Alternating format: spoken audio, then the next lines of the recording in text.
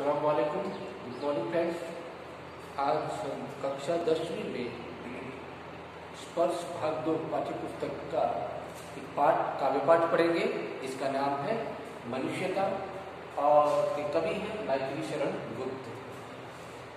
इस काव्य में मैथिली शरण गुप्त ने रियल सेंस में, हम कहें कि मनुष्य किसे कहते हैं, सही मायने में, सही अर्थों में मनुष्य हम किसे कहें, तो उसकी विभावना समझाने का यहाँ प्रयास किया है कि आखिर मनुष्य वही है जिसके अंदर मनुष्यता हो, किसी मनुष्य के काम आए, जिसमें परोपकार की भावना हो और दूसरे के भले के लिए कोई भी कुर्बानी, कोई भी हमें त्याग देना हो तो हम पीछे ना हटें, वो मनुष्य है।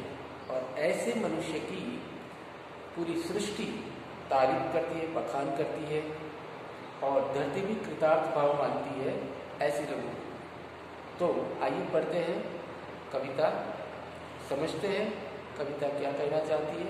कविता मनुष्यता। देखिए, विचार लो कि मर्त्य हो न मृत्यु से डरो कभी, मरो परंतु यो मरो की याद जो करें सभी। हुई न यो सुकृत्य तो वृथा मरे वृथा जिए, मरा नहीं वही कि जो जिया न आपके लिए। वही पशु प्रवृत्ति है कि आप ही चरे, वही मनुष्य है कि जो मनुष्य के लिए मरे। यहाँ कवि कहते हैं कि ये विचार लो, आप ये तय कर लो कि मर्त्य हो, हम सब मरने वाले, एक बार मरने ही वाले हैं, समझ लो ये। और न मृत्यु से डरो कभी, मौत से कभी डरो मत। और कहते हैं अगर मरो तो इस तरह से मरो कि याद जो करे सभी, सब लोग आपको याद करें, आपकी तारीफ करके, आपकी बखान करके आपको याद करें, ऐसे मरो। तो ऐसे कैसे बच सकते हैं कि लोग हमें याद करें? तो हम किसी की भलाई करें, किसी के लिए अपना सुख त्याग करके, सुख की अपनी कुर्बानी दे करके किसी और के चेहरे पर प्रसन्नता लाए, तो वो जो है ऐसे लोगों को लोग याद करते हैं, चाहे वो मर जाए लेकिन फिर भी वो मरे नहीं होते। इसकी मौत जो है वो सुमृत्यु कहलाती है। आगे कहाँ है? हुई न यो सुमृत्यु तो वृथा मरे वृथा जिए, मरा नहीं वही कि जो जिया आपके लिए। ऐसी अगर मौत हो, परोपकार की भावना से जो मौत होती है तो वो सुमृत्यु कहलाती है, वरना तो वृथा यानी बेकार में हम जिए और बेकार में हम मरे, ऐसा माना जाता है।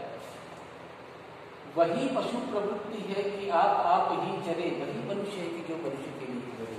यहाँ कवि कहते हैं कि वो आदमी मरा नहीं है जो सिर्फ अपने लिए जीता हो, जो अपने लिए नहीं जीता है, दूसरों के लिए जीता है, वो आदमी मरा नहीं है। और कहाँ है? अगर आप ही चले, जो व्यक्ति सिर्फ अपने लिए ही जीता है, अपने परिवार के लिए ही, तो ये तो क्या हुआ? पशु प्रवृत्ति हुई, जानवर वृत्ति हुई। ये तो जानवर क्या कहते हैं? सिर्फ उनका खाना बस मिलना चाहिए, उसी उनके स्वार्थ में वो पड़े होते हैं, तो वो पशु प्रवृत्ति है। और सही में मनुष्य वो है कि जो मनुष्य के लिए मरे। आगे देखते हैं।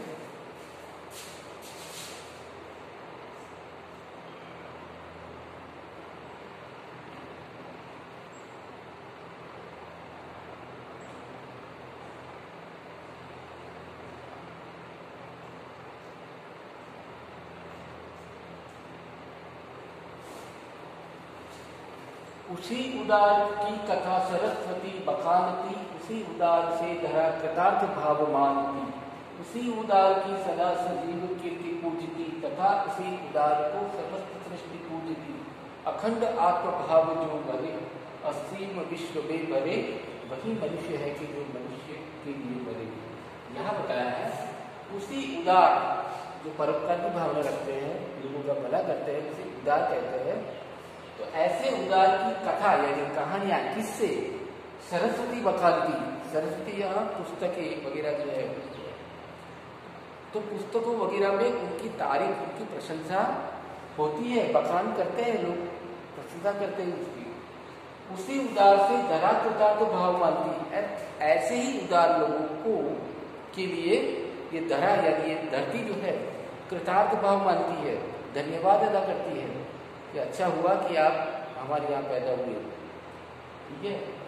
और कहते हैं कि उसी उदार की सदा सजीव कीर्ति पूजती, ऐसे उदार व्यक्ति को जीते जी समस्त सृष्टि उसकी कीर्ति को, उसकी क्रेडिट को पूजती है, सैल्यूट करते हैं, सलाम करते हैं।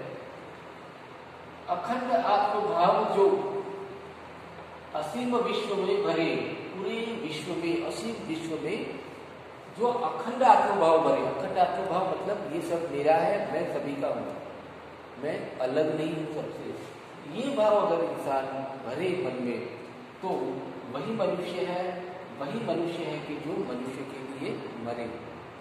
सही में मनुष्य वही है जो इंसानियत के खातिर, दूसरों के भले की खातिर अपनी जान दे दे।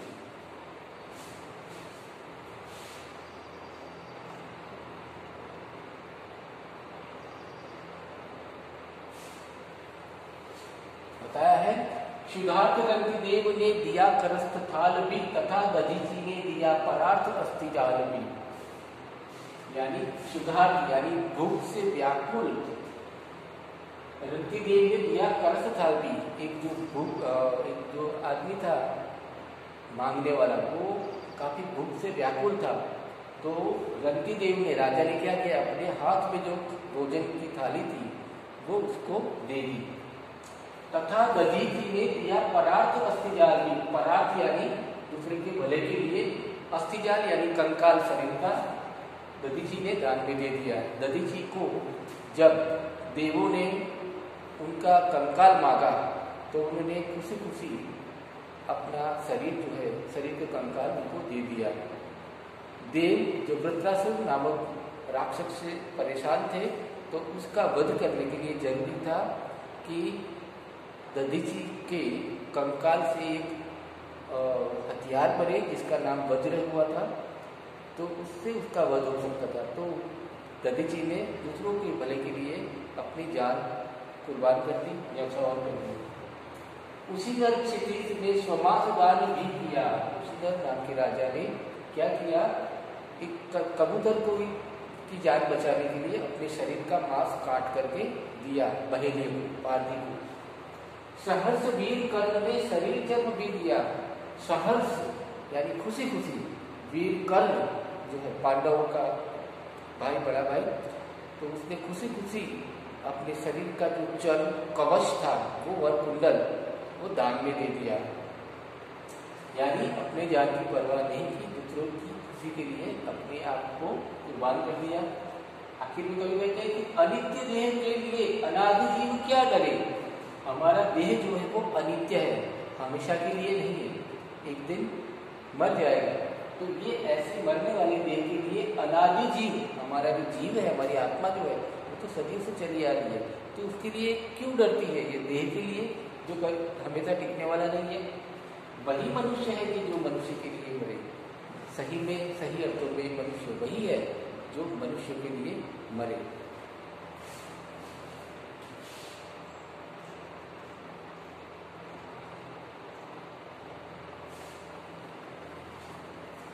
कभी कहते हैं कि सहानुभूति चाहिए, महाविभूति है यही, वशीकृता सदैव है बनी हुई स्वयं वही। हम सब में सिंपति होनी चाहिए, सहानुभूति होनी चाहिए, किसी के दर्द से हमें भी दुख हो। तो वो क्या है, एक महाविभूति है ये, और इससे ये क्या है, वशीकरण की तरह, वशीकृता की तरह ये काम करती है। और वशीकृता सदैव है बनी हुई स्वयं वही, तो ये सदियों से एक वशीकरण की तरह काम करती है। अगर हम किसी के प्रति सहानुभूति व्यक्त करते हैं। विनीत लोक वर्ग क्या सामने झुका रहा, विनीत लोक वर्ग यानी जो कहने के बड़े लोग, जो खानदानी लोग हैं, बड़े लोग, बड़े उपचार वाले, जो विचारों वाले जो लोग हैं, वो सब लोग सामने झुके रहे। किसके? विरुद्ध भाव बुद्ध का दया प्रवाह में बहा। जब बुद्ध का दया भाव जो है वो बहा, तो सब लोग जो उसका विरोध करने वाले थे वो भी सर झुका करके खड़े हो गए। वही उदार है परोपकार जो करे, वही मनुष्य है जो मनुष्य के लिए करे। जो परोपकार करे वही सही में मनुष्य है, वही मनुष्य है जो मनुष्य के लिए मरे। तो आज के लिए बस इतना ही। दोस्तों आप इस कविता को पढ़िए और इस भावार्थ को भी समझने की कोशिश करिए।